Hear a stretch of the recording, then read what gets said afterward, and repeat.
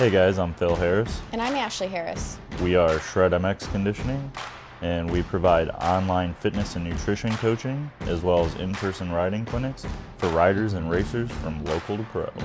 Now, we're racers ourselves, so we'll be talking about all things moto on this channel, from motocross, fitness and nutrition, injury, prevention and maintenance, local races, amateur nationals, pro events, current happenings in the sport, and everything in between. So whether you're on the road or in the garage, turn it up and enjoy. This is Shred MX Shop Talk.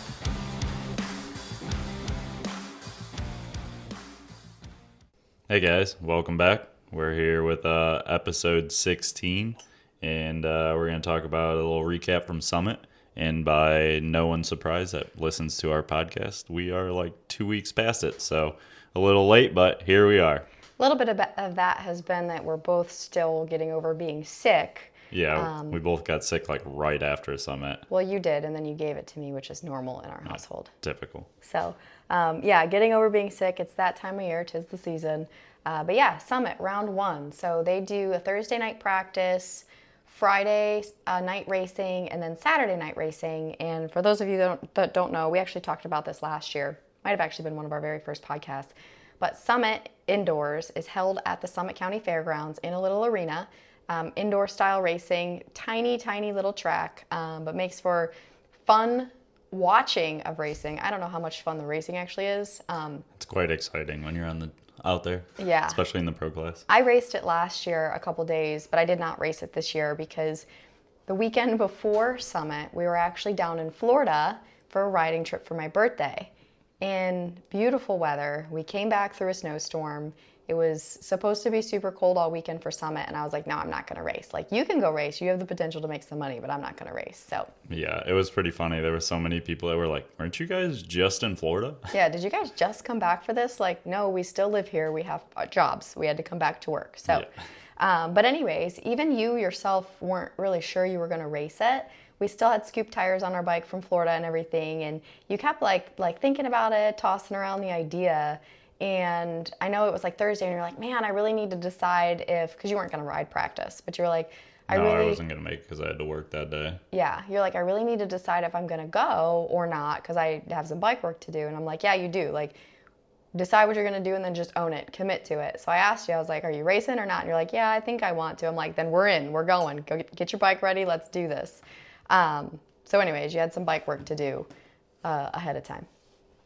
Yeah, I got up Friday. Honestly, even Friday morning, I wasn't feeling I was feeling okay, like wasn't sick or anything. I just wasn't feeling super like motivated, and I started to kind of tinker around because I had a thought of racing, but I was like still not sure, and changed some tires and did a filter and stuff, and I was like, all right. I think it was like typical fashion. It was probably like 1, 2 o'clock in the afternoon. I was like, you know what? We're going to go racing tonight.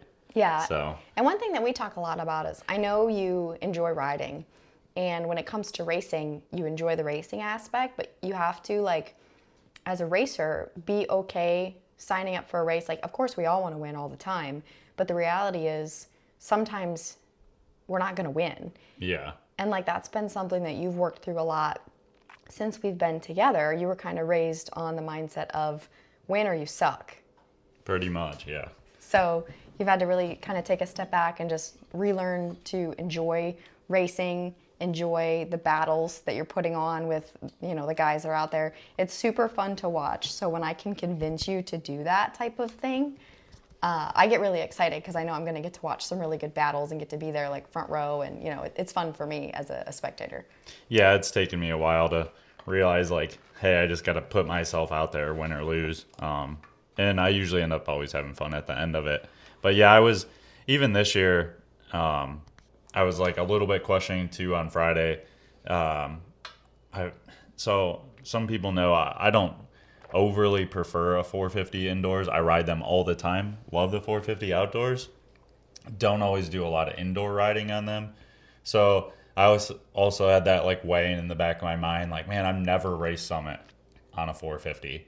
So there was that, and I'm like, screw it. I've been riding it. I raced 62 on it and stuff. I've been feeling decent, so like, screw it, let's go for it. So yeah, we went and raced the 450 that night.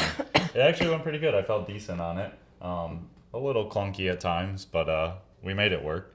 Yeah, I committed to it, signed up for Open A, went and raced. Had some really good battles. I mean, you definitely, I wouldn't say you look timid, but it looks like a lot of bike in there. Like you have to be basically careful not to override it and get yourself kind of sketchy and out of control. So I've watched you ride enough now that like I know you were riding good, but you don't have that like aggression on a track that's that small on a 450 that I've seen you have like when you ride at 250 on a track that small. Yeah, and I mean, the guys I'm racing against, like Lahovey and Kilbarger and I think those were the main guys out front on Friday night. Those guys, to be honest, I give it to them. They rip on the 450s in there, and they ride them well. And I felt like you said, I felt decent and everything, and I rode it well. But it seemed like every time I tried to open up that aggression, get more aggressive, and like push harder, I got squirrelier, and I kept feeling like I was gonna hit the walls and stuff. So yeah, it was hard to kind of bring more out of myself in the races. So I kind of did what I could. And I think that's part of, being a vet rider, a mindset, like being smart about it, realizing that it's just Summit, like, your whole racing career is not on the line. We're just here to have fun. So yeah, doing what you can out there, staying as safe as possible. I mean, you guys are still, it's such a small track. It's easy to think like, oh, the jumps aren't that big. It's not that dangerous, but the walls are close. There's fencing that your guys is like, I've watched dudes handlebars get stuck up in like, and then the only way to pass is block passing. So sometimes it's like, oh, who's going to get executed? And we got to see some of that Friday night. But yeah, it was Kilbarger, Lahovey, Dysik was there. And then those, I think you took fourth. Yeah, I ran third for a while, and Dysik had got up to me, and you guys got caught up in some lappers. Yeah, it was like the last lap too. I got caught up in a lapper, and he snuck around the inside of me down the front straight, and I tried to make a pretty good like block pass in the next corner and just missed him. Pretty much like. Oh, you hit him. No, that was the first corner after the straightaway. I went to block pass him and missed him, and. Let me finish my story. But so I kind of almost went off the track because I was more focused on like trying to block pass him than actually make the corner, and missed like the next, like one of the little singles, got back on, and then it was like a step on, step off going into the corner, and I was so close enough that I went inside, and I went in for an aggressive pass, and I hit him, and we collided pretty good. Unfortunately, as I got up to him and was like running it in there deep, he was already kind of exiting the corner on the gas, so it kind of shoved me over, and I got the short end of the stick and fell. But hurry up and gathered myself up, took off, and I thought I had gotten past. I thought I got like fifth for that moto, but yeah, I ended up getting a fourth, so it worked out. Yeah. And I think it's interesting too, like they talk about the big payouts for these pro nights, but usually the top, like the first place gets a pretty big payout, second place as well, and then it kind of trickles back. You got paid pretty well though for fourth. What was it for the Open A for fourth? Yeah, they pay pretty good. Fourth ended up giving me $250 for the night. Yeah. And I had $50 in it to sign up, so. Right, so not a bad little payout. So we got home pretty decently early too. For them, they started bringing quads back into Summit this year, and we were a little bit concerned about that, but the program moved super quick, so that was nice. Yeah, and the track actually held up a lot better than I thought it was. Usually in years past, when they would run quads in there, it would turn into an ice skating rink, and it was kind of scary to try to go fast on. Yeah. So that was kind of the reason you were like, oh, I'll probably race Friday, but probably not Saturday. And we were talking to like a few people as we were leaving, like, some of our friends. I know. I kept telling everyone, I'm like, yeah, I ain't going to probably be back tomorrow. And it's like, as we've seen more people, it just got more that you were like, yeah, we'll probably be back tomorrow. And then by then, the last few people I seen, I'm like, yep, I'll be back tomorrow. Well, one thing you had mentioned, I think it was either, you might have been sitting and staging for the main, I don't know. You said something about, I just realized that our suspension would have swapped. Yeah, it was actually going up for this second practice. We hadn't even Yeah. started heat races or anything. I'm like, dang it. I'm like, you're not even riding tonight. I said, our suspensions for the Hondas, if anyone doesn't know this, if you have a 250 and a 450, it's the same exact shock and forks. Yeah. So if you ever need to swap it, you can. But yeah, I realized that I could have put my suspension on your 250 because I like riding them indoors, and I would have had the chance to ride both classes. Yeah. So with that being said, and then after having fun Friday night, I kind of convinced you to go ahead and put the work in on Saturday morning. So Yeah, after racing all night, which I am thankful we didn't get home too late. I think we got home by like 11:30, Yeah. midnight.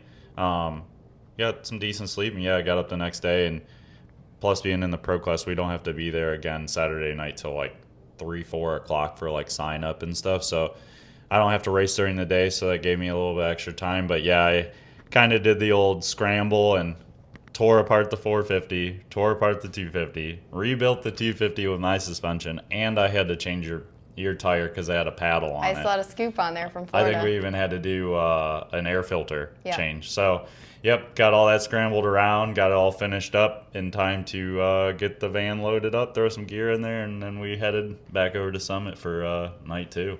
Yeah.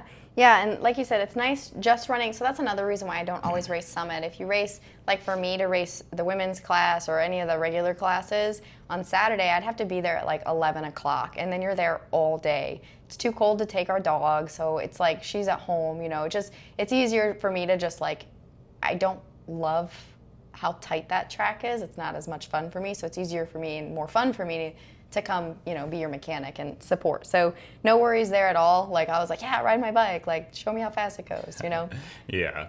I mean, I can understand that. Like, even like, especially indoors too, if you're not like carrying all the rhythms, jumping everything, it almost doesn't even make it fun sometimes. And I've gotten better at hitting all of the jumps, but it's still like a struggle to I don't know. It's not as That track wasn't very flowy either. Yeah, it didn't look like it. So it was. I don't overly think you would have a lot of fun on it, anyways. I actually didn't overly love/gel with the track.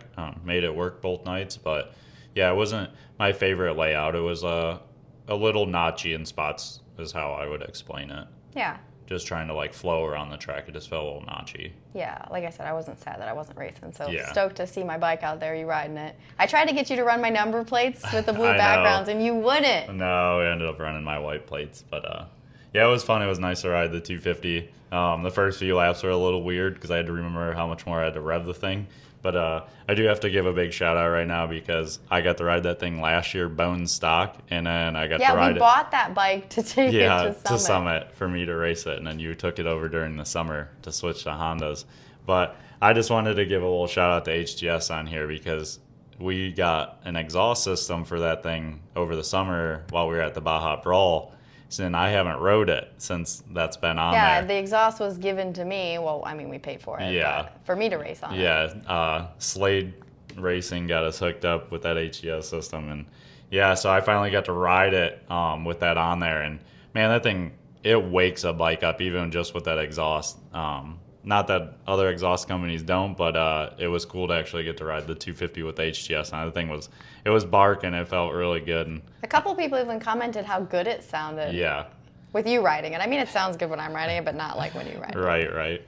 But yeah, so it was fun. I had a good night ripping the 250 and Yeah, you signed up for 250A and Open A that yeah, night. that's a nice thing. That's the other thing I like riding the 250 is I feel better on it, feel more aggressive on it, and I have the opportunity to ride both classes. So, and do good in both classes, even more money for the night. Yeah. So the heat race went really well. I remember in 250A, you got a really good start, and you were like right behind Kilbarger and Lahovie, like Yeah, I stuck tailing there. them. I tailed them most of the heat race, and then like maybe the last like 3 laps or so, they just kind of snuck away from me a little bit. I don't know where they were, the little extra they were getting me, but they were just a little more aggressive or something like that. But yeah, it was a really good heat race, and then I the think 450 heat, you got a bad start. yeah, I got a horrible jump. I think I spun off the line, and then it was like everyone's bars went right in front of me as soon as we left the line.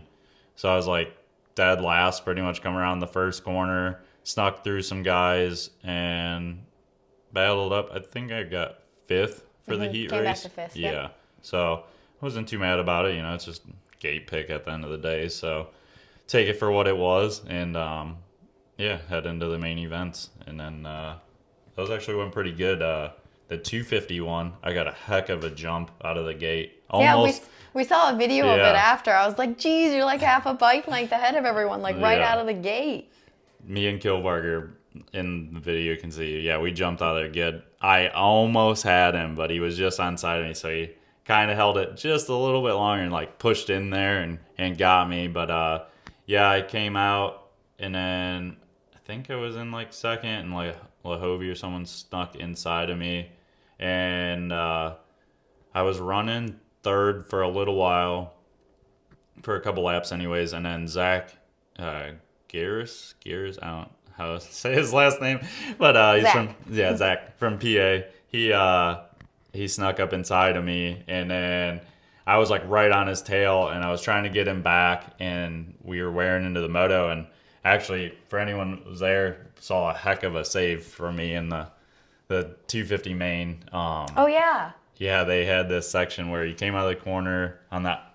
It was like kind of a split lane for the first jump, but we were all doing the same line. You came out outside, did a little tabletop, and then it was a single to a table, and then a series of like 4 singles after it. Well, we were just like quadding over the whole thing. We were jumping. Which, by the way, you would not jump on your 450, but you got on my 250 and ripped ended the up quad. jumping it. Yeah, I even said I wasn't going to do it and ended up doing it. I just felt so much more comfortable that I just went for it. But yeah, it would have been way easier on the 450.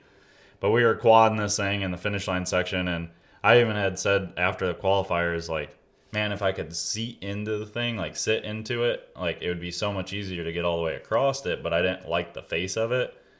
Well, I was in the main, and I come through and kind of bobbled in the corner, but drove off tabletop and just was in that full race mode, like, gotta go, and I sat into it and got the biggest end. I like got bucked and was in the biggest endo, and I just It was leaned. Yeah, it was scary. It was scary for me. I was leaned all the way back. A buddy of mine came over after the race, and he's like, dude, I've never seen someone's nuts so far back on a fender. Yeah, not like once he said that. He was like hanging out and kept saying that. Like it was bad. Yeah, I was all the way pushed back, and thank God for good suspension. I was pushed back, so my weight stayed back, and my forks just ate it, and I rode through it and kind of pile drove through the next few singles and got in the corner, grabbed a breath, and hammered down the front straight, and yeah, I was good. And but unfortunately, my buddy Trevor, The very next lap. yeah, was it the next lap? I don't know if it was the same lap or the next lap. It Yeah. happened like very quickly. I want to say it was like the next lap, because I feel like we did a full lap Yeah. and then come around again. We come into the finish line section. I'm coming around, and we got a red flag. My buddy Trevor Payne, he did the same thing I did, but unfortunately, he did not fare as well as I did at the end of it. And it looked like a yard sale of dirt bike parts and a body laying in the middle of the track. Felt so bad for the dude. Yeah, it like he had to have like just like nosed into it. The bike went flying, pieces of plastic went flying. He ended up like his body was halfway across the next single, so like Yeah. And then he was like he was like flailing around on the track. Like I'm sure it knocked the wind out of him because he took it to the chest. Oh, like without a a doubt. single to the chest. Yeah. But like I was worried for him, and because like we know them and his mom and everything, and so they red flagged it. And then you guys were all sitting there, and they're like, "Oh, we're gonna call it," because it was over halfway done at that point in Yeah, time. we had already gotten the halfway flags, and I think we did another lap. Yeah. And because we were doing like 15 laps. Yeah, and I for think the mains. later I had seen that we did I think we had done 9 laps. Yeah. When we were coming around through the 9th lap when they threw the red flag. But yeah, they all asked us if we wanted to keep going or what, and we all collectively were just like, screw it, like we'll just call it here. The track was kind of breaking down weird too, like there was getting some funky holes and stuff in spots, so Yeah, it's kind of biting you. I was gonna say, it's getting a little bit sketchy out there when everyone in the pro class is like, "Yeah, we're good. Yeah. We'll just call it." So you ended up 4th there. Yep, got 4th for the 250 class. And then we rolled around and came up for the 450, the Open A moto. I got an all right jump in that one, and I was just kind of in fifth, and I was not far off those guys. I had like Kenny, Henry, and stuff right in front of me, and Zach was just in front of him, and mixed in with the like Lahovi and Kilbarger. They were all kind of mixed in there, and I was just behind them, but it was like I couldn't quite like close the like I had like maybe a half a bike length gap between us. I couldn't close it, and then I was just trying to bide my time, hoping maybe some of those guys would get into each other, and then Zach kind of made a mistake on his own, lost it in the corner, went down. So I ended up getting around him, and I was in fourth, feeling pretty good, and then right at the end, Geo Chops. yeah, Geo Chops, he got on my wheel, and man, he was pushing me right at the end. He was riding good. I give it to him. He was on the old 300 two-stroke, and found out after the damn dude's on a freaking scoop tire, a worn out. So it was probably helping a little bit, not being too bad. But yeah, he was on my wheels, and I luckily just got it through on him, and I took a fourth in the Open A too. So all fours on the weekend.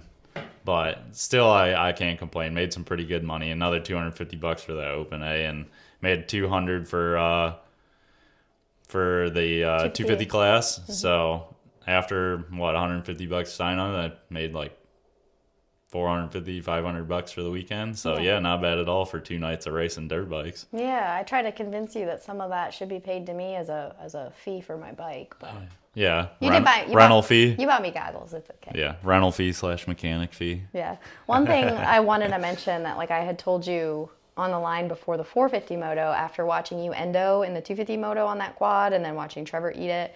I remember telling you, like, if that quad is not going to make or break you, and if someone's going to pass you on it, like, that's fine. If it's not worth doing, don't do it. Like, yeah, the face was getting so wore out, and then honestly, that and before when you landed off the tabletop, it was getting really, really slick from us being wide open and probably essentially wheel spinning a little bit through there. And yeah, I remember after we were washing bikes like a few days later, a week later, and I could see where I had frame cased the quad in the finish line section a couple times. I had like scraped plastic off your skid plate. Yeah. It looked wild. Yeah, it looks great under there now. Yeah. But yeah, mainly just pointing out that, you know, what we do for racing is fun. Like, and I was actually really proud. You never once said something about, oh, I feel like I need to go to make money. It was just a fun thing to go do, see how you could do. Like you said, you know, like you got to be okay if you don't win. If you do win, cool. That's what you're there to try to do. But just there to have a good time. And that was kind of my thought process with that quad. Like, if you're not comfortable doing it, I'm not going to be the one to be like, oh, you got to keep jumping that. You got to keep up with those guys. Like, no, like when the time comes that you feel like it's not safe to do anymore, like we're too old for that shit. Like, I'm okay admitting sometimes like you got to back it down a little bit to stay on 2 wheels. And I mean, you did, but you still held your own, got fourth in the Open A main on a 250 against some other 450s and a 300 two-stroke. So like solid racing by you, and like good use of judgment, I guess is what I want to say. Yeah, they always say you get wiser as you get older. I guess it's kind of true. Yeah, so it's hard to be. Sometimes the brain turns off, like I said, in that other race. And I end up in Endo City. Indonesia. Yeah, it immediately turns your brain back on, like, oh, well, don't want to do that again. Brain off, and then immediately brain on, going, oh my God, what did I just do? Yeah, so that's another thing, like, with being a good rider is in instances like that. And I'm not saying Trevor's not a good rider, but the more experience you have, you can save stuff like that. Yeah, like kind of learn to counterbalance yourself. And yeah, years ago, I would have definitely probably been leaned forward and rode that thing into the ground. Yeah, so good save there for sure. Good night of racing. Love always seeing our friends. It's fun to get out when it's cold and just hang out with our moto crowd. And I mean, like I said, that's half the good time of going to Summit. Just hanging out with people you know, and then watching some of the rowdiness and stuff that usually occurs there. Yeah. So next big events for us, we're going to start trying to hit qualifiers here sometime soon. We got some life changes happening, so stay tuned for that stuff. But we will be at Daytona Supercross, not the amateur. We're just going to go watch the pros. And I have something in the works for our lady rider listeners.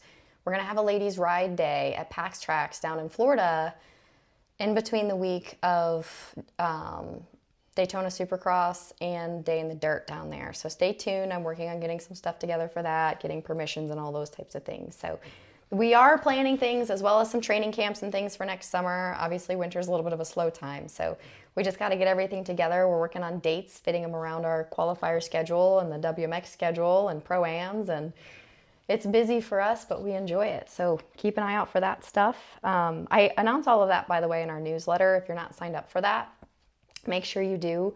It's at the link in both of our bios on Instagram. You can sign up on our landing page. So make sure you sign up for that so you get all the good details of clinics. And I also send out, funny stories and educational things about riding and all of the things. So it's a cool dirt bike newsletter. Yeah, like you were saying too, it seems like 2025 has been a year of changes. We've changed all kinds of stuff this year and got some life changes and stuff. And yeah, exciting things coming up. We are not having a baby. No. I will say that right now. No, we have a dog. We just got another dog. No life changes with babies. None of that's happening. No babies. I'm still riding. I still enjoy riding. Some other life changes, which we'll probably, lead into and let everyone know here in the future. Yeah, near future. As things, progress and happen. But as far as summertime stuff, like you're saying, Pro-Ams, WMXs, Loretta's, we got all kinds of stuff kind of slapped on the schedule there. Nothing's definitive, it's just like we usually do.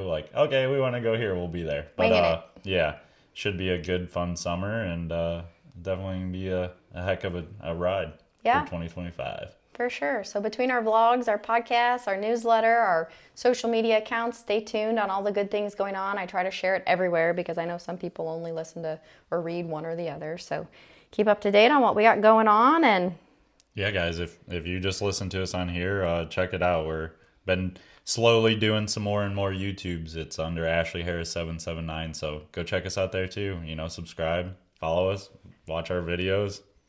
Follow along on the ride, ride of the Harris life. See our adventures. Yeah. You don't just have to listen to us talk on here. Especially I mean, you can, if you like to, but obviously if you want to see our adventures too, we've been doing a little bit of that too. So I really want to do a Road to Loretta's series this year too. So that should be fun. That'd be fun. Yeah, on the qualifiers, the regionals, and ups and downs. It comes with all of it. So yeah, that's for sure. Definitely subscribe to the YouTube. Stay tuned and keep listening to these. We appreciate it. Yeah, guys, thank you.